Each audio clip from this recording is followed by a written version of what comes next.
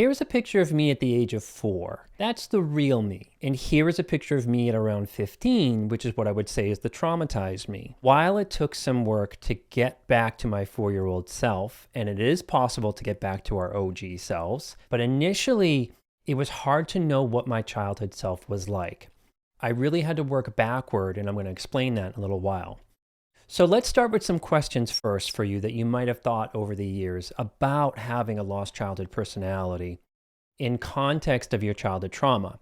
These were some important clues. Does it or has it ever felt off to you about how your family describes you or talks about you as a baby? Like there's like a negative charge to hearing them talk about what you were like. Has your family ever described you as the difficult one compared to a perfect sibling as babies? Implying that being an easy baby means that you're just going to be a better person to be in life, like out of the gates, that you would be a struggle for them. And related to that, do you ever get surprised when someone says that you're funny, or that you're creative, or that you're a deep person? Hearing that feedback at times might be clues about that lost childhood personality, but it might feel really odd to you or it doesn't land because, and this is important, childhood trauma survivors will struggle with having a solid sense of self. So whatever kind of comes in is just like, what? And the last question here is, do you not have any sense about what kind of child you actually were? If you resonate with this, think about how it feels when your parents talked about you as a baby. Did it bring up a feeling of shame or guilt, or even just felt really icky? Did it maybe feel that you were like in the wrong duck pond with the wrong ducks while being told that you were the odd duck? You can share in a comment now, and maybe we can kind of connect as a community about our parents' story about us. Maybe just for simplicity, put a duck emoji in the comments for us to kind of relate to what that actually felt like. And that's probably not just unique to you, especially if the family that you grew up in was highly dysfunctional or abusive. And a big piece of reality in all this is an abusive parent will turn what babies are actually inherently like into a story about them being victimized by having children. That's important. Let me know if you resonate with that. And babies have a spark that abusive parents really just can't deal with. Here is a devastating truth about childhood trauma. Little kids have a spark that can nearly go out, like mine almost did, as they grow up when they are not really safe with safe parents. And I don't believe that that spark ever gets fully put out. It just more kind of barely hangs on underneath us, underneath our trauma selves. But what about that initial spark? Like, who were you? When you were 2 or 3 and you waved at a person in the grocery store, that was you.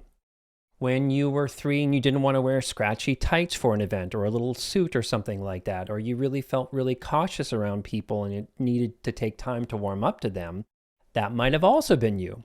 And I'm not saying that being around new people or wearing scratchy tights or a suit or something like that is childhood trauma. What I am saying is that abusive parents create stories that make a child spark into a problem. And therefore, to that child, that spark needs to go underground. So much of this video involves 2 concepts: compliance and goodness of fit. Those family stories about you being difficult is a parent really telling on themselves about not adjusting to the type of child they had, which is the major task to healthy parenting. Goodness of fit doesn't mean that you were a bad kid.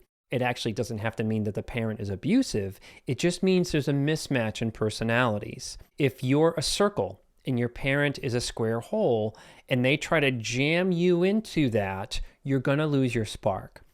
You stop being a circle and you start twisting yourself into a shape that matches the parent or pleases them, or simply gets them to be less abusive to you. That's the compliance piece. Your job is to also keep repressing your spark to decrease the parental stress and also decrease you being an aimed target for their abuse, if that makes sense. That's how our spark can go underground. If you don't know me, I'm Patrick Tian, MSW, and this channel is all about childhood trauma, specifically from family of origin as a system of abuse, as well as discovering new ways for us to recover for our better mental health.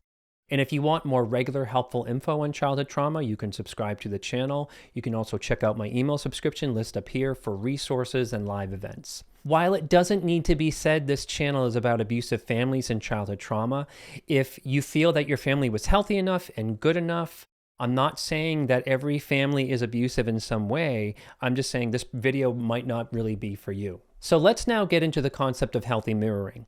But what about that major task in parenting, which is to cultivate what is already there to make sure to grow that kid's personality and make it grow and not squish it? Think of it like this. It's like when a puppy sees themselves in the mirror for the first time and they're figuring out they exist. In a healthy family, the parent is the mirror. If the parent is healthy, the mirror kind of says stuff like, oh, wow, you like to run, or you're such an active kid, or it's okay, you just need more time to warm up to people and adjust to new situations, or you really like routine. But if the parent is anything like my father or like my mother, that mirror becomes, you're the burden. And it's actually the mirror that's really off about who you are. It's not a clear representation of who you are because the mirror is kind of compromised. And the puppy has no sense of self without a mirror like that. And think about what was you were mirroring from a parent in context of all that when you were like really little, like a toddler. There's kind of a magic combination for this stuff. Goodness of fit and a good enough mirror is going to be success. And the success is going to be that a child doesn't have to lose their spark and they can grow into adulthood, maintaining some of that original personality. And the world will also try to like wear that personality down. It's different, but it's important for us to not lose our essence. Goodness of fit to me just means that the parent is flexible enough and emotionally safe enough and has a good enough idea about what their parental role is to help that spark grow and not put it out. And yes, any parent would struggle if they are a very extroverted person and one of their children is extremely shy or cautious.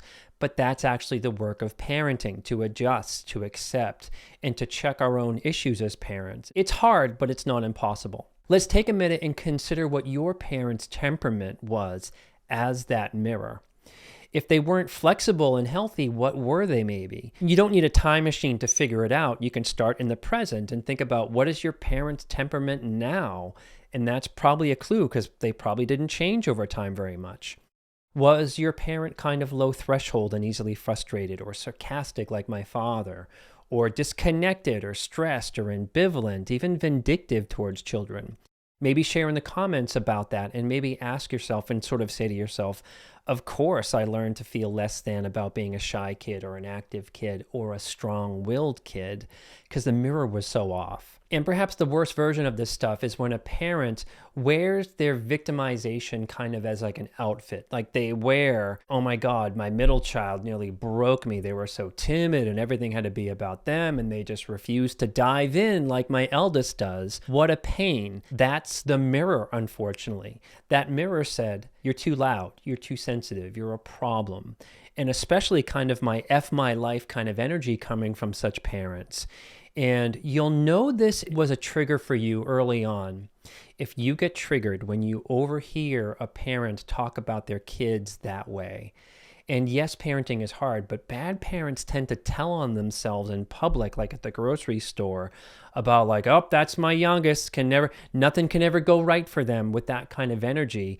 That kind of trigger might be telling you about stuff that you heard. Doesn't always have to be, but it can be. So real quick, a little bit about temperament as infants and toddlers. So let's get into what are the innate childhood temperaments that we're kind of born with.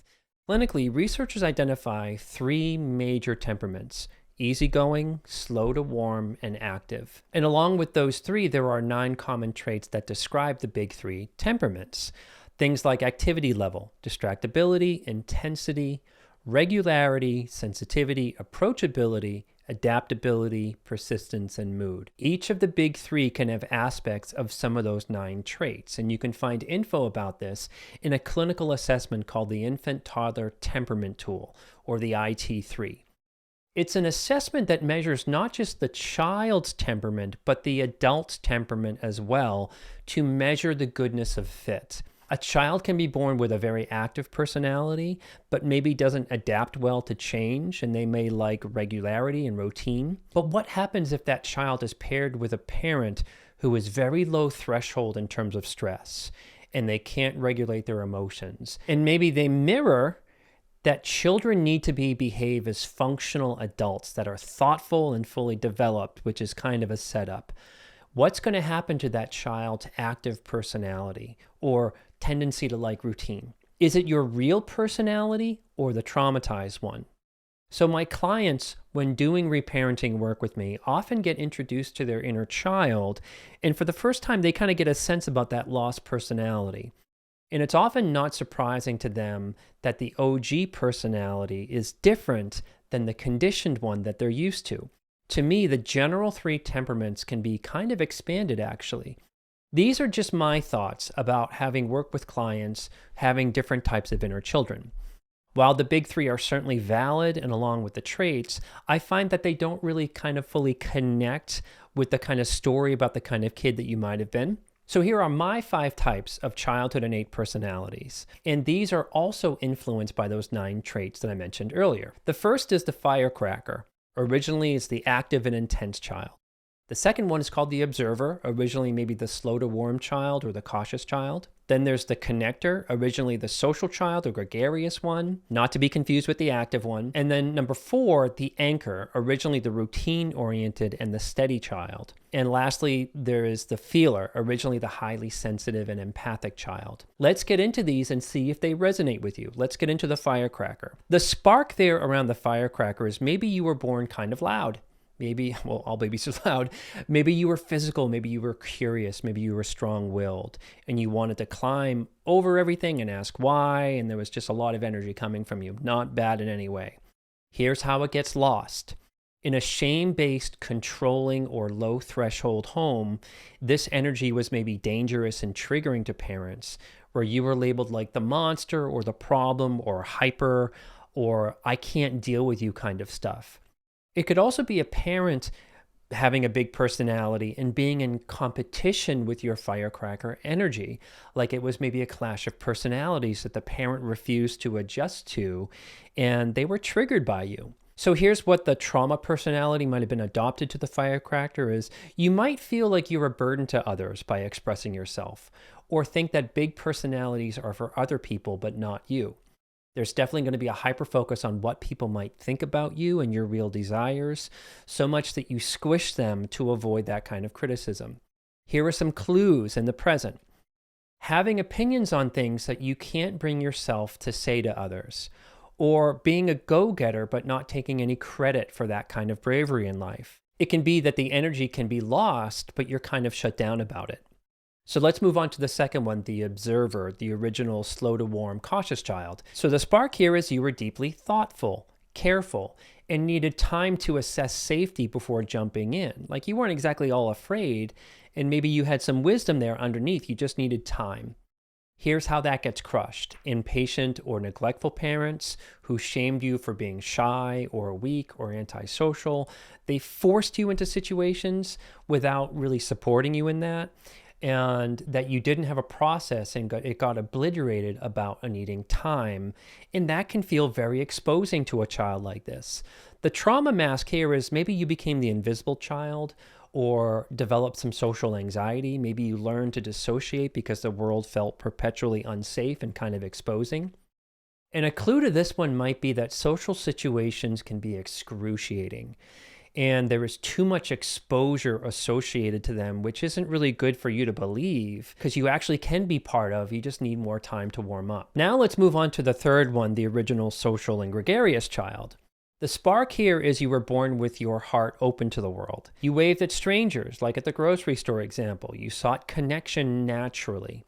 Here's how that gets crushed. If your parents were emotionally unavailable or narcissistic, or your need for connection was viewed as being needy. Maybe you were simply rejected for simply wanting love and having that kind of element about you. Now, I'm not saying all children don't. It got named as maybe attention seeking and became shameful.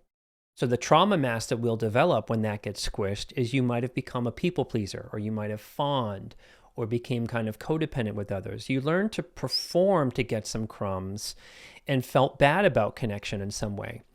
See how different a natural desire that a child has to be connected kind of got wrecked. And you might have had to please people to be accepted, or have ended up feeling everything for everyone and not find yourself nourished because you're caretaking. And that's a clue there. Let's move on to the fourth one, the anchor, originally the routine-oriented or steady child. The spark here is you loved predictability and focusing on one thing at a time. You found maybe some joy in simply how things worked.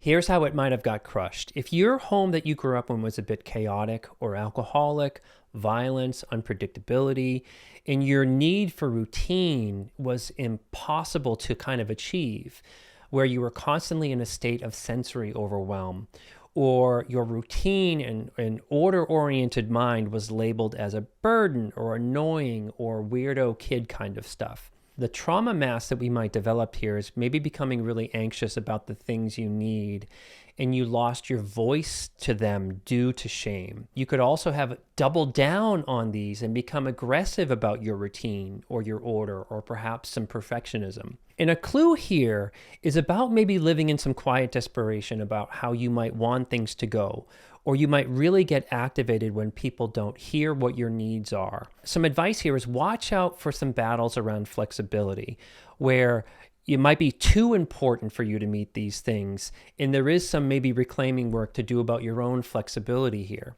And the fifth one is what I call the feeler, originally the highly sensitive or empathic child. And I know that this one, I'm not trying to say this is the best one, but this is the one that I kind of identify with most. So the spark here is you felt things deeply, beauty, music, the emotions of others, and you were naturally tuned in to ways that other people just kind of aren't. That's not bad, it's just something different than the others. Here's how the feeler gets crushed. In a toxic home, the sensitivity that you had often probably got weaponized by parents, like you're too sensitive, stop crying, or you were maybe used as the family therapist wanting connection and expression, but your family construed that as like you being available to them, or your sensitivity was simply a lame burden and you were, again, the weirdo. The trauma mask can become, you might become an emotional caretaker or enmeshed by diminishing yourself because you can feel things for other people, but you may have also gotten good at kind of cosplaying into the normative world and kept your inner fantasy or emotional world separate as a secret because it's not safe to put it out there. The clue here is do you feel guilty about your feelings or the things that you're into or your rich inner world? And you maybe hide that stuff and you still identify that stuff with being the weirdo instead of seeing it just simply as who you are and kind of a gift in a way of being a deep feeler. So let's take a minute and recap with all this stuff. One is you were born with a spark, and that gets lost when a parent is abusive due to poor goodness of fit, and they require compliance versus just being yourself. The second piece is it's hard to know what that lost spark was. The third piece is we can see ourselves in the 5 types with the 3 major and the 9 traits, and we can understand how it got lost by looking at what parents and family were like to kids, us as kids specifically. Now let's kind of reverse engineer this stuff and work backwards by using those clues I mentioned earlier of the 5 with some reflective questions. Hopefully these might help. Some questions for the firecracker. Do you not go for things or opportunities telling yourself you don't deserve them? Do you see places where things can be maybe improved at work or otherwise with your ideas, but you never say anything? Actually, the reverse of that stuff is, are you a bit provocative? Or do you tend to upset apple carts because you don't want to be diminished again? Some survivors can kill the intimacy around them by kind of being provocative with their firecracker energy, and it becomes a bit too much. Like you're kind of still fighting the world to be your innate sort of self. Isn't that how it works? Not exactly. Sometimes it's too much. Sometimes the firecracker energy is too protected by us and we have to prove something. Now, some reflective questions for the observer. Do social situations feel too excruciating for you? And do you make them to be kind of too big in your mind? And that might kill intimacy or connection for you. Do you shame yourself for not being extroverted enough? Or do you shame yourself for being too quiet? Some people are extremely present if they're quiet. It doesn't mean that they're not there. It just means that that's kind of who they are. Here's some reflective questions for the connector. Do you really put yourself out there and want connection, but do you feel shame about doing so? Do you kind of want to party but end up worrying about how all the other people are connecting at the party? Do you see how that is the innate self of wanting that connection, and then the trauma self kind of going like, oh wait, is everybody okay? And might there be some dissonance between you wanting the intimacy versus the cost of that intimacy? What I mean by that is kind of a triggered energy kind of a thing. Let's just say you had a parent that sourced bad connection. They only connected in the negative. What if they were like a gossip or extremely negative? Think like a party pooper. Does that cloud or shame your innate desire for connection in the trigger being like, oh my God, am I like my mom if I'm connecting in this way? That's what I mean by that. Now some reflective questions for the anchor. A clue for the anchor might be feeling like someone is going to come along and really F up your day, F up your routine, and F up your sense of peace. Do you struggle with things like surprises, like work projects that suddenly pop up? Are you preoccupied with anticipating chaos that's going to take away your peace? These things can be twofold. You could have been a child that loves structure and then grew up in an acutely chaotic home. So it's a twofold issue. It's like the trauma and the innate personality, not just one or the other, if that makes sense. Like you have a desire for the structure and the routine and feel good about that. But then there's this kind of double whammy about growing up in chaos, which is applicable to all of these. And lastly, the reflective questions for the feeler is, do you have a rich inner world? Are you extremely emotional in your thoughts? Are you the least understood or conforming member of your family? Do you overly focus on how different you are with other people? Like it might not be a good thing, but that is kind of like you maybe projecting your family on the rest of the world. That you might always be the weirdo in life, so why bother? All of those questions might help you look towards that lost personality. And as we work on ourselves and become more integrated, imagine if your inner child, or your subconscious if you like, was helped in embracing your younger self. And not only that, embracing being the feeler or the slow to warm up or the anchor or the connector or being a firecracker. In addition, wouldn't it be amazing if you were just well adjusted by those things? And finally, meaning what if you could be a healthy mirror to yourself and be comfortable in the world knowing yourself and accepting yourself? Here are some final thoughts. Let's come back to the picture of me at 4 compared to the picture of me at 15. Coming back to that lost personality as an example, for my traumatized self, I wasn't fully in my body. I was already engaging with coping with substances. I desperately needed to be saved by a connection with a girlfriend. I was extremely shut down. Was that my personality? Was that who I was, kind of needy and addicted and insecure? No. Those were my reactions to the trauma going on around me, or trauma responses, if you like. And those get so loud, though, they kind of stick, and we confuse them for our personality. Trauma responses have actually nothing to do with innate personality, but they are the major thing that we confuse our innate personality with. So you can check out a video up here about the 5 types of trauma-based personalities and see what I mean. You might find the traumatized you in that video, and this video is about finding the innate personality you were born with. Here are some quick ideas that you might have been wondering through this video. Yes, if therapy is available to you, working on childhood trauma is going to greatly help you feel more connected to your younger self. In the description of this video, I'll have a link of therapists that we have trained in our childhood trauma model. You can see if you can connect with them. Another thought is, I think good therapy is like jump-starting that lost mirroring. But make sure the therapist that you're seeing is aware of childhood trauma, gets childhood trauma, and even better, it's their only focus in the type of therapeutic work that they're doing. And yes, there could be other factors at play with these personality ideas. I give these videos in a very neurotypical lens, but you might have an additional factor to consider if you're neurodivergent. And I'm not an expert in neurodivergence, but it does need to be addressed and be considered. So to close, I had to go back and tell that 4-year-old me that it was okay to be himself. Not only is it okay to be himself, but primarily as the feeler child, rediscovering that part of myself to my personality led to many things. It led to me becoming a therapist.